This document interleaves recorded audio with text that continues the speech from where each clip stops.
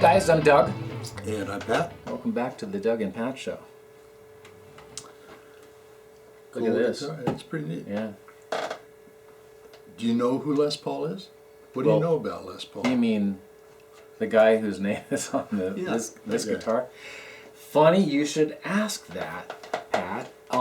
Because we were going to be doing this show that's actually going to be involving Les Paul. Did you see the comment that we got on the wiring harness show? Oh, yeah. From a guy that wrote in about, he had noticed in a video that he saw of Les Paul and Mary Ford doing How High the Moon. How High the Moon was a absolutely huge hit for Les Paul and Mary Ford in 1951. They actually were huge stars, weren't they? Yep, yeah. They were the Beatles of the day. They were. I think that was like a #1 hit. It's a ship that sailed away. Here's a guy. He's a guitar player and she's the singer, right? And he was such a pioneering guy. So the comment was that he's playing. Les Paul is playing on this video a gold top Les Paul that appears to be highly modified. Right. Right. So he's an endorser now. Gibson got him to endorse their solid body entry guitar that his history is spoken about. He's the endorser. It's his name on it. The guitar is totally modified. It even doesn't even have the same amount of knobs on it. So the observation was, what's up with that? And it brought us to, kind of this full circle, because we were contacted by a guy named Max Stavron, who is the vice president with Tom Doyle. Huh? Tom Doyle was Les Paul's right-hand man for many years. So he worked with Les Paul from when Tom was a young guy and Les was doing stuff. So we really knew a lot about him. And it's sort of ironic that we would have that comment going on, and while we're working on that thing. And the other tie-in, of course, is that because we do, we do pickup demos and stuff like that. Well, hold it. I think we might have to do our disclaimer right Okay. here. Disclaimer. Yep. We're going to talk about vintage tone and vintage guitars. And if you're not into that, then this might not be your thing. You could go to the Sheetrock channel, or the Quilting channel, and you can post comments about how boring it is to see quilting. But anyway, so you've been warned. Pretty funny, huh?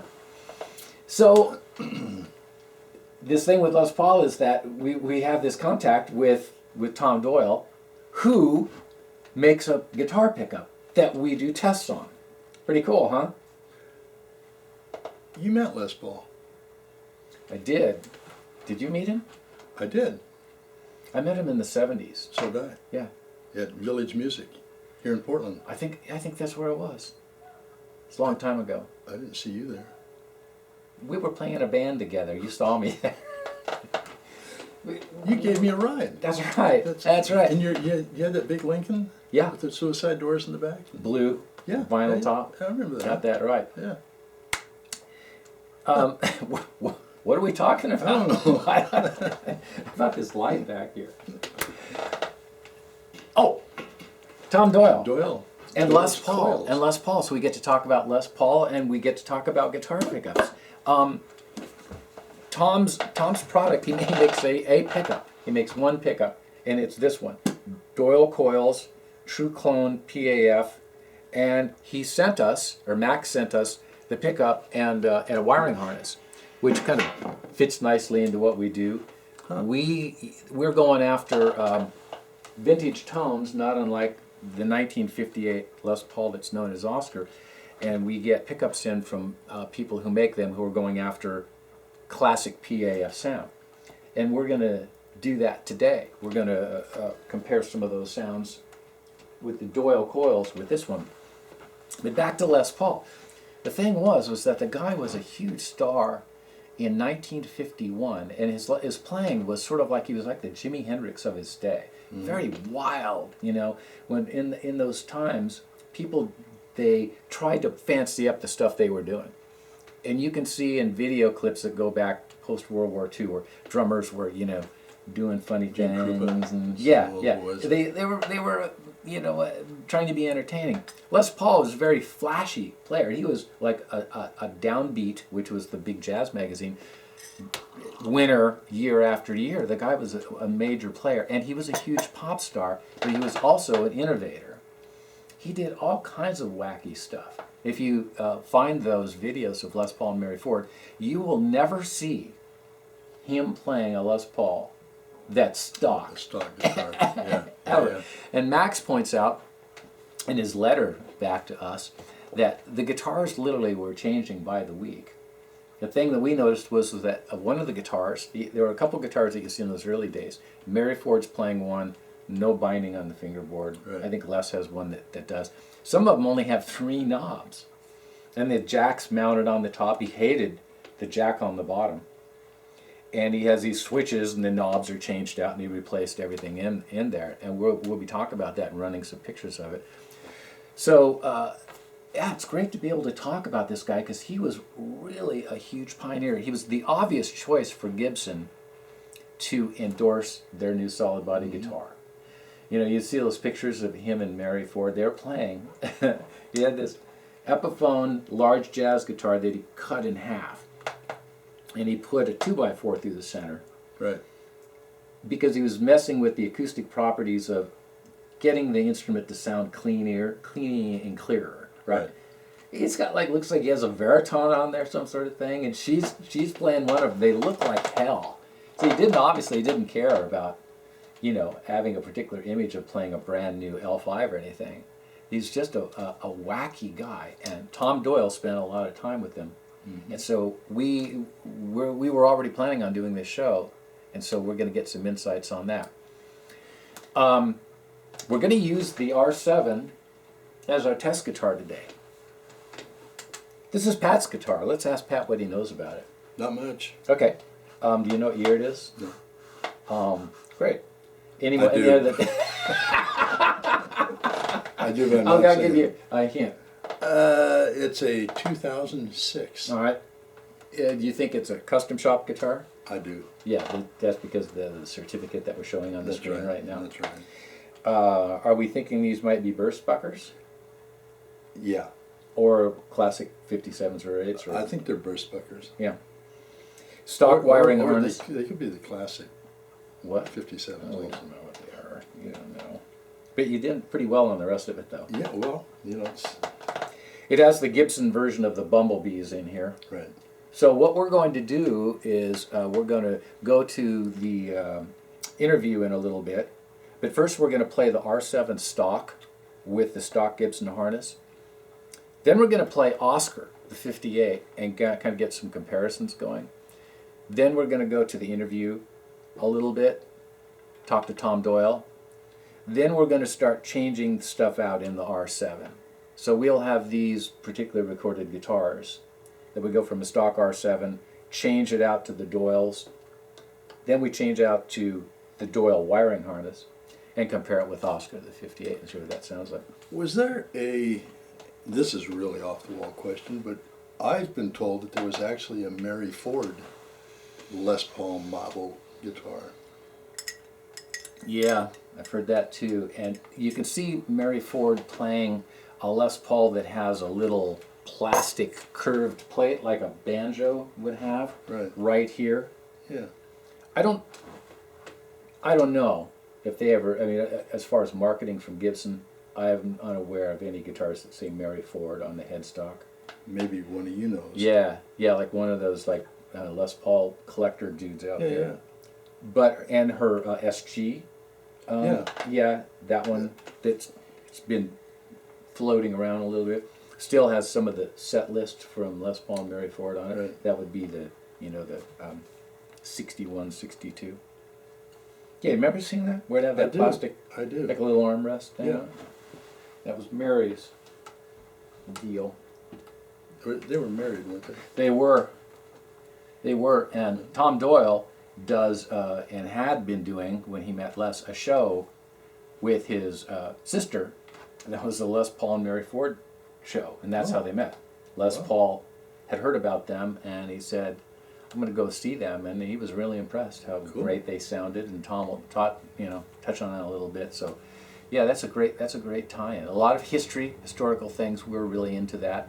Things that, where did it come from? Where did it end up?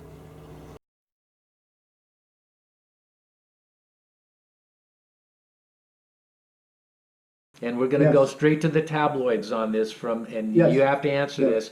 Les Paul, space alien from the future brought to Earth to bring us tone. Tom Doyle, tone slave to Les Paul. True or false? It's true. It's true. It's true. Les got mad at me one day when he said, well, what do you think of my pickups? I said, Les, they're great for you, but I don't know about for anybody else. Which we all understand that, right? Yeah. I said, so in a way, that's a failure, right? Les, well, no, it's not a failure, because I accomplished what I wanted to do with that. I said, for you, you did, but not for the average Joe Blow public. Right. And so we had a great rapport for one another, but at the same time, we didn't pull any punches. He was rough with me, if you want to call it that way, and I was truthful with him. And I think that's the reason why we worked together so well. And so he wanted to appease that. I remember he handed me a signature pickup guitar. Signature guitar, okay, if you remember those. I do. And he said, now this is the guitar for you. And I said, it's not for me, Les. Why not? I said, it doesn't have the harmonics or the sweetness that I would be looking for doing certain things on the guitar. So I don't think anybody would like this unless they're playing at a 200 dB someplace and they're just blaring and then they're modifying it at the board. That's something else different. But as far as the guitar sounding for the average guy who's playing in a club, I don't think it's going to be what they would want. So that became, I would say, the real cutoff point where he realized that in order to have a guitar with his name on it, he's going to have to really solve this problem, and started working on that diligently. He had coils made by Chuck Burge, he had coils made by me, he had coils made by Wally Kamen, his sound engineer, and at the time in the 60s, and a number of other people outside of that too. But never could he get what he wanted, and he slowly began to realize, hey Tom, he would say, hey Tom, you can't buy an ear at Sam Ash. You can laugh if you want to. we're eternalizing. But that's the truth. But that is the truth. Okay. Yeah. So that ear is what is so important. It's nonlinear. So an ear wants to hear certain things, and if you're not giving them that, they're not going to use it. The public is not going to use that pickup. And he realized, for his legacy, he better solve this problem. And that's what he worked on diligently the last 5 years of his life. I was involved with that, as you know already, but in case the people don't, I was certainly involved with that, and we worked very hard together to try to solve those problems. We got close, but it still wasn't finished by the time he passed away in 2009. He was teaching me without even teaching me, if you follow what I mean. Sure. Yeah. And so this was an honor beyond an honor to be with him all those years. I started in 1965 with him. Right. Met him in 1960. After I came out of the armed forces, I was a flight crew chief and helicopter pilot. And I met him while I was doing a gig. He came to see me, and he would ask me, how are you getting that sound? And your band you and your wife were doing Les Paul and Mary Ford songs, right? Well, actually, it wasn't my wife. It was my sister first. And so my sister Susan was the first one, because we would then do part of that, as we were the Doyle family. My mother and father were performers also. And so someone sent them a telegram. I mean, this is interesting. Her name was Agatha Smith. Agatha Smith sends a telegram to Les Paul. And he said it was like the Gettysburg Address. It was this long. He said, forget it. So he calls my mother and father, unbeknownst to my sister and I. He said, I'm coming to see this show tonight. I want to hear what they can do. Don't tell them that we're going to be there. Yeah. And that's how it started. And the next day, I mean, when he came to see us, he came over and he said, how did you get that sound? I said, well, I was tri-amping. Not bi-amping, I was tri-amping. I had an amp for the tweeters, an amp for the woofer, an amp for the horns. And I wound those those crossovers, you see. Yeah. And I had an engineer, young engineer that I worked with also, named Ralph DeLiz. You never heard these names. No. Who became an engineer working with Les because he worked with me. And when Les recognized what we did, he said, you got to come to the house tomorrow. I said, tomorrow? He said, yeah, I want you to come. You can imagine being invited to his house where everything you idolized was there. And he's going to have me test guitars. That day, I tested 4 guitars for him. I was now a sounding board for him. What did I learn? I need a sounding board too. Yeah, yeah. And that's where this all really focused on. I hope that answered some of this, Yeah. so you understand where this all comes from. Yeah. It's quite a story, you know, it really is. Yeah. And yeah. what a fortunate young man I was. Les never liked one of those guitars. He never had sunbursts that he would play. He always had white guitars, black guitars, Yeah. gold tops. And anything that was sent to him, because he would get guitars sent to him, would be stashed away with the other 750 that he had, you know. This is the way it was. And then he would use that also to come back and A/B it against what he was doing, so that he had a true guitar that came from Gibson to see what he was doing on a hot rodded guitar. Oh, really? I'll give you a very short story. One day Les calls me up. He says, Tom, you got to come up. I've got a whole bunch of guitars that Gibson were going to throw away, and I told Sam Ash I'm buying them from them. Just buy them and I'll buy them. And then I've got a deal for you. I said, a deal for me? Really, Les? Yeah, he says, you refurbish 3 of them and I'll give you 1 and I'll keep 2. I said, oh, really, Les? Okay. I said, who pays for the parts? He says, you do. I said, for 3 guitars? Yeah. And Oh, you're right. So I said, I don't think so, Les. I'll be out of business before you know it. So, yeah, yeah. so this starts way back, you know. I was in the 70s, actually. So Did Les ever play acoustic guitar? Did he have an old Martin kicking around? Did he play that style of music at all? he had Martins. He had harmony guitars. He had many other guitars that you wouldn't think. He loved guitars that were uniquely different and how they got their sound. And there was a company that was out there he thought a lot of, Dan Electro, and he loved the way that Dan Electro sounded. Huh. And he said, it's a hell of a pickup on there, Tom. I said, yeah, I know it does sound good, but it can only do that one thing. He said, yeah, that's true, but it's a hell of a pickup. Yeah. And he said, that man knows what he's doing. And so he would try to buy all these different variants and compare notes, constantly comparing notes and A-Bing all the time.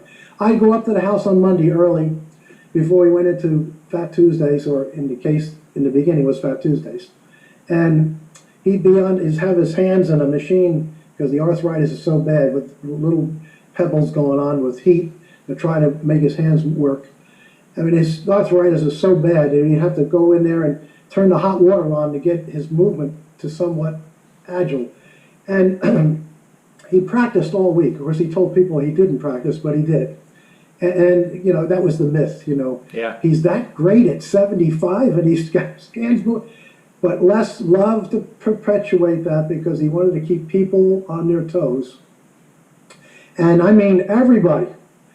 People like George Benson would drop in, you Yep. name them. We've They seen would it. Billy come in and sit Gibbons in. slash. What was that? Billy Gibbons slash. Billy, all of them. They come in and bow to him. Uh-huh. Les, without you, we probably wouldn't have a job, because we saw you on television and you get out there and play right in front of everybody, right in their face.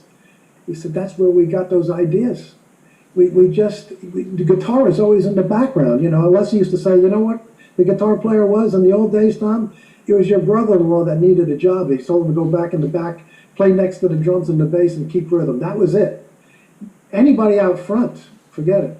And the next thing that you should know, I think this is interesting, there was a man called Sonny Joe Wolverton, and I knew Sonny Joe Wolverton. He came to me, and he would say to me, hey, Tom, what do you think of that eccentric kid up the block? I said, who are you talking about? He said, Les, that eccentric kid. Sonny Joe was a hell of a guitar player, and he could play violin, guitar, banjo, you name it, mandolin. And that was Les's really first teacher.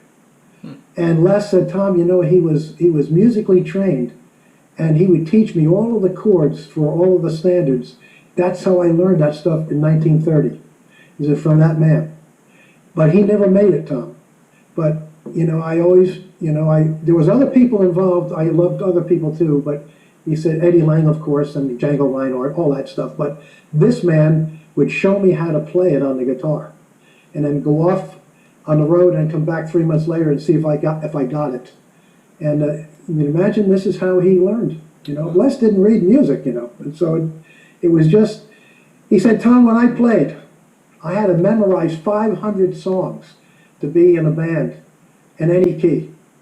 And he said, that's the way I learned. I had my memory, and Les's memory was uncanny, just to make a little bit more of this story. Uncanny. Not like me, where I would forget what I'm now. Want to hear some guitars? Yeah. Let's do it. Yeah. Okay, stock R7. Let's talk a little bit about what we're looking for when we do the demos here. I'm going to play some chords. It's really not going to be focused so much on chords because we're really talking about an instrument that's a solo instrument. And what does it sound like in the different registers as I move around? So when I'm moving around from, you know,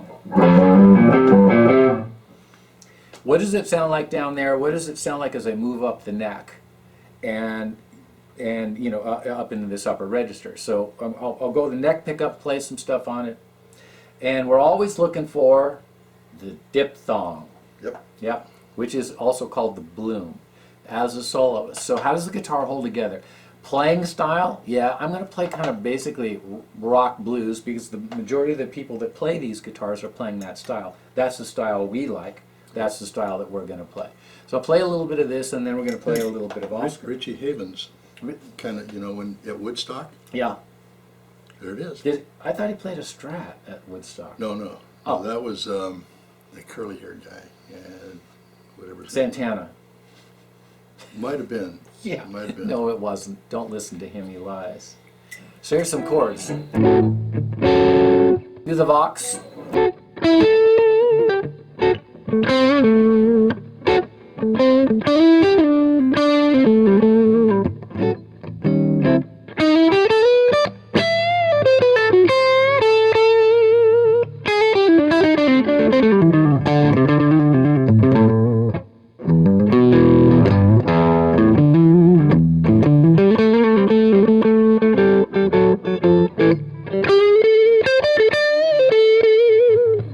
Now I'm going to turn the guitar from 7 to 10.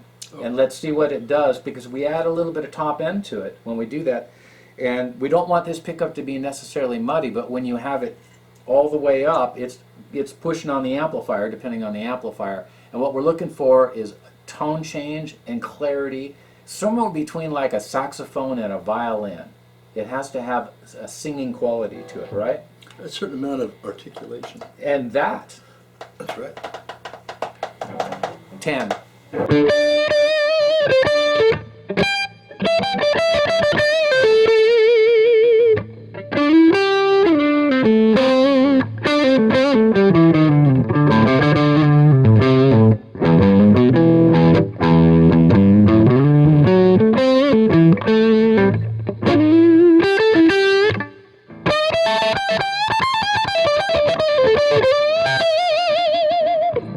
So that bloom, when we hit those notes up there, when you vibrato those notes, you want it to go the ow, the tone change. Okay.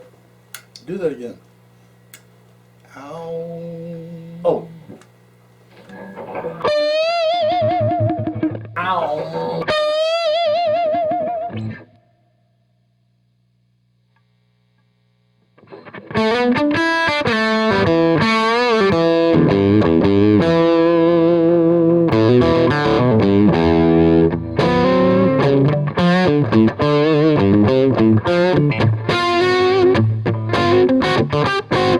So in the treble pickup, we don't have the same thing of a lot of that overtone series. And we're looking for the same thing. We're looking for the mojo that's going to happen. And when we go to Oscar, we're going to see how it compares to that. Up high. Articulation when we play these upper notes. Can we hear the clarity?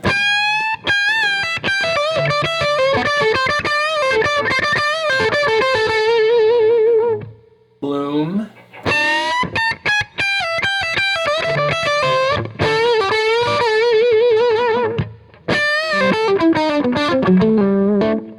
As we go down in the register.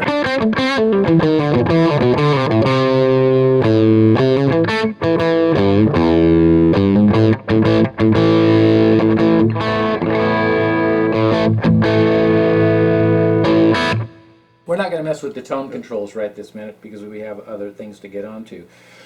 Let's hear Oscar. Can't wait. Yeah, oh no, Oscar the Beast. Oscar, 58 Les Paul Standard, gold top, best sounding guitar I've ever heard. Okay, same deal. I'm just going to play some bluesy stuff, move in the different registers, and then later on in the show when we do the comparisons, I'll fly in little sections of it.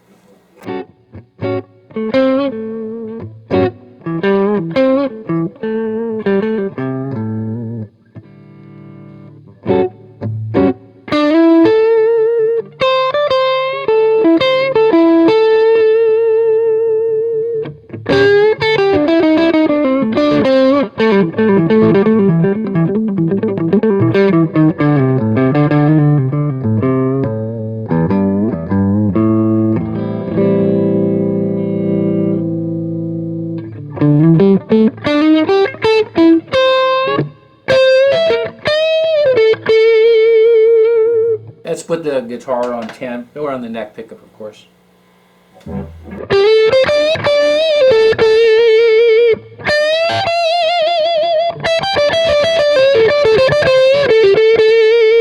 We're looking for clarity in the top, and we're looking for clarity down here.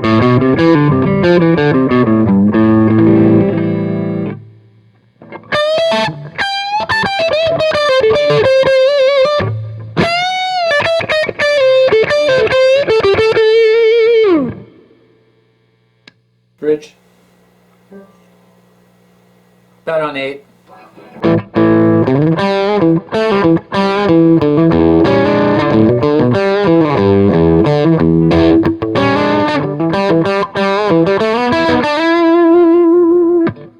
Ten.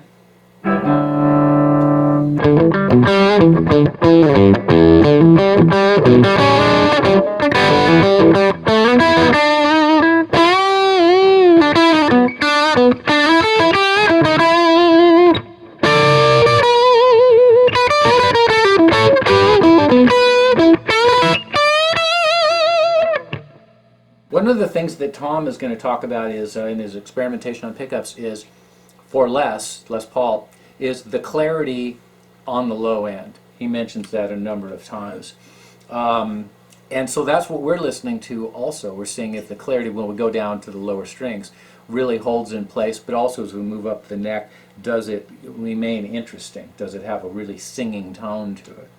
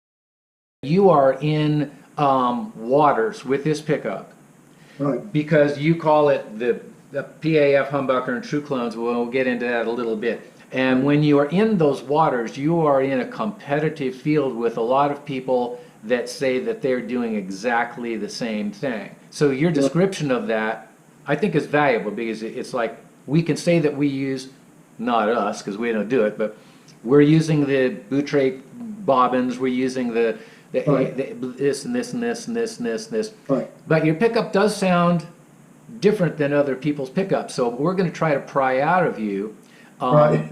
You got the checks in the mail from us, I assume. Yeah, They're right, sure. Bars of gold. I don't see you're wearing the big gold chain we sent you. That's yeah. Oh, yes, sure. We want to, if anything that you can give to our people, as far as if they're buying pickups and they're going to spend some money on them because they think that they sound good, is that some of the things they're really interested in is how it got there. Sure. And so anything like that you want to throw in as we're grilling you would be perfectly acceptable. Sure, sure. Certainly, the design of that pickup took many years of experience and empirical learning. If you know what empirical learning is, that means getting your hands dirty, sitting down and winding 5,000 coils to come up with the right set of coils that would eventually have the resonance and tone that everybody's looking for. And certainly, what size wire is important, but really more than that, it's how this is all put together. So if you're making a pickup, you can do all of the right specs if you want to look up any book and do specs, but Right. specs don't tell you what it sounds like. No. So the only way around that is to actually empirically and scientifically go after it by listening to every variable and every variant that you made and compare it through amplifiers like you just did. Because again, specs are wonderful. You know what, that's really important in many ways. If you design something and it's relatively very good and it's received by everyone the same way, now you want to start a school, and what that school is now you'll measure those specs and see what it is that you have, because now you've worked on resonance and you've worked on tone totally is what was important in making this pickup. Without getting into proprietary design. Oh, come on. Come You know, on. which is fine, but it really would not help anybody if I told them the specs, really. So, and this is what people must understand about pickups. The pickup in itself has a sound. The guitar in itself has a sound, and the amplifier has a sound. All Yeah. of those things are the complex mathematics that's involved in this. This is very, very difficult. Now that's a pretty good point. Isn't that exactly what we had talked about before? With the exception of the fourth element, Which is? the player. The player. Does you a know? player make a difference? Oh, Yeah. Well, we're going to do a Yeah. show on that pretty soon, but yeah, I mean, so just to review what he's saying. So if you're making a pickup that's supposed to sound like this, what guitar does it go into? mm-hmm. What amplifier do you play it through? What is your taste in music? And can you play? Right. Yeah. It really is a challenge for the pickup makers if they're going to sell product and people buy the product and take it home and they go, that doesn't sound like the Doug and Pat show. That doesn't sound like Kossoff. That doesn't sound like Bonamos or whoever it may be. So those are those elements. Now you understand that humbuckers are arguing with one another. Yeah. They are not liking each other, even though it's humbucking. It's not humbucking perfectly, because actually perfect humbucking would be piggybacked one on top of the other. These are side by side. So you have two eddy forces or magnetic forces that are interjecting into one another. What's the length of the coil? How many feet is that coil? What is the thickness? What is the height? What is the width? What is what we call random winding? All of these things go into making this thing sound the way it does. Like Max and I began to work on this thing really diligently. I would wind coils, send it out to him. He's a very fine rock player as well. And he said, Tom, I don't think they would want this. I just don't think so. We came to the same conclusions, but I wouldn't tell him what my conclusion was. I'd let him tell me. So these pickups took almost 3 years to develop after I left Les Paul, because we were still doing empirical design, which was trial and error. When you were sending the pickups, Yeah. when you were sending the pickups to Max, That's right. What Yes. was Max? Okay, so I get from the other interviews that you've done also that Yes. Max and you finished this project together, and That's Max correct. seemed to That is be correct. a pretty Yes. much of a strong member of this. It seems like Yes. now it's he's a good sounding board and all that. I think that you have to realize that you as a person, meaning me, may not have all the answers, but someone else can be definitive in saying, Tom, it's not there. And I know how Max plays, and he's an excellent player. If I wanted a set of your pickups and I called and ordered them from you, how hands-on are you in the building of these pickups? Is there somebody else along the way? Do you have a team of people, somebody winding them, somebody else doing the bobbin, somebody else doing the... Right now, it's me, which means by order, each order. So I couldn't really keep up if we sold, 400 of them in a minute. Sure. Yeah. So it's me right now. That's who's doing it. And then I'm sending that to Max, who's assembling everything and actually doing the harnesses too, as well. Okay. And that harness is an excellent harness, believe me. Well, had a person asked me whether your pickups are potted or not. No, And they are not. They are not. That I can tell you right off the bat. We are not potting anything. okay. We want resonance to be part of the game, which is really a great part of the sound for anybody. We realize that if we potted these things, that resonance would not be there. Yeah, we agree. Either. We totally agree with that. Yeah. Covers on, covers off. Okay, you might get even more if you take the covers off. Because again, you realize that is impeding a certain amount of frequency by shielding. So yes, you could take them off and it would be even better.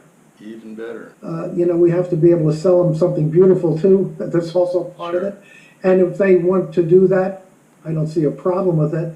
And they can, I don't know whether we will sell them like that, but, I have to talk to Max about that, what we might do with that in the future. But essentially, it'll just be better, if you pull that cover off. So where you ended up, let's go back to the beginning, is you end up with what you were calling a PAF.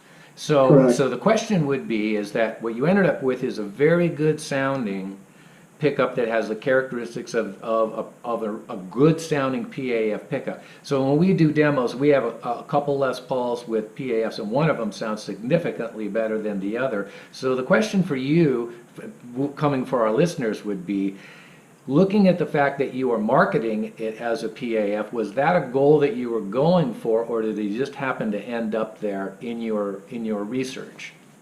The goal of finding a good PAF to research up against, or A/B it back and forth, certainly. Not all patent applied for pickups are good. Yeah. And we would not really use that, except that people do associate that with the humbucker as a PAF.